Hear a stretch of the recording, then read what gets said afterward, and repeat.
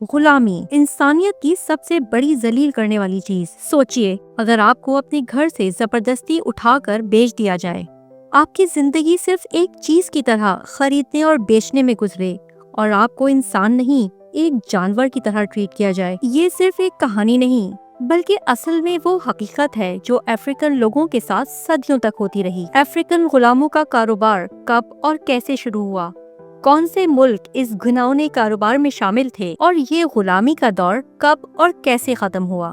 آج ہم انسانی تاریخ کے ایک سب سے سنگین اور دکھ بھرے چیپٹر کی اصل کہانی جانیں گے۔ افریقہ ایک ایسا بینوا ہے جہاں مضبوط ترین سیولائزیشن اور قبیلے رہتے تھے، لیکن 15ویں صدی میں جب یورپ کے لوگ نئے نئے ملکوں کی تلاش میں نکلے، تب انہوں نے افریقن لوگوں کو ایک بزنس کا سورس بنا لیا۔ یورپین ٹریڈرز نے دیکھا کہ امریکہ اور یورپ میں سستی مزدوری کی ضرورت ہے۔ انہوں نے ڈیسائیڈ کیا کہ افریقہ سے غلاموں کو زبردستی لے کر بیچا جائے۔ اس کو ٹرانس اٹلانٹک سلیو ٹریڈ کہا جاتا ہے، جو تقریباً 400 سال تک چلی۔ افریقہ کے اندر کچھ لوکل قبیلے اور راجا بھی غلاموں کے اس کاروبار میں شامل ہو گئے۔ یورپین لوگ کچھ افریقن سرداروں اور وار لارڈز کو ہتھیار اور پیسہ دیتے تھے تاکہ وہ اپنے ہی لوگوں کو پکڑ کر ان کے حوالے کر دیں۔ افریقنز کو زبردستی پکڑ کر شپس میں ڈال دیا جاتا تھا، ان کو ایک چین سے باندھ دیا جاتا اور بھوک پیاس سے مار دیا جاتا۔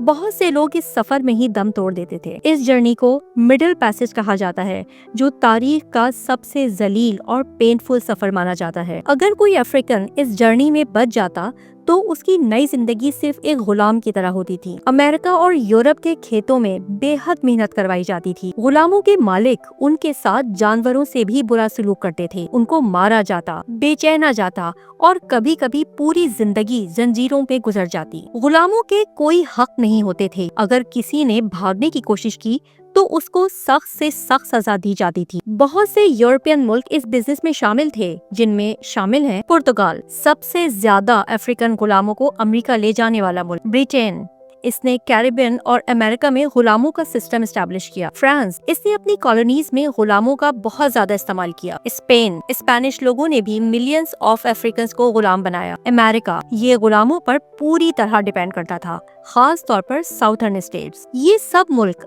افریقن لوگوں کی زندگی برباد کرنے میں برابر کے شریک تھے۔ جیسے جیسے لوگوں کو غلاموں پر ہونے والے ظلم کا پتہ چلتا گیا، ویسے ویسے دنیا میں اس کے خاتمے کی آواز اٹھنے لگی۔ 1807 برٹین نے غلاموں کا کاروبار آفیشلی بین کر دیا۔ 1833 برٹین نے پوری طرح غلامی ختم کر دی۔ 1865 امریکہ میں سول وار کے بعد غلامی ختم ہوئی۔ 1888 برازیل نے سب سے آخر میں غلامی ختم کی، لیکن یہ صرف قانونی طور پر ختم ہوئی۔ اصل زندگی میں غلاموں اور ان کی اولاد کو اب بھی انصاف نہیں ملا۔ آج بھی افریقن لوگوں کے ساتھ ریسزم اور ڈسکریمنیشن ہوتی ہے۔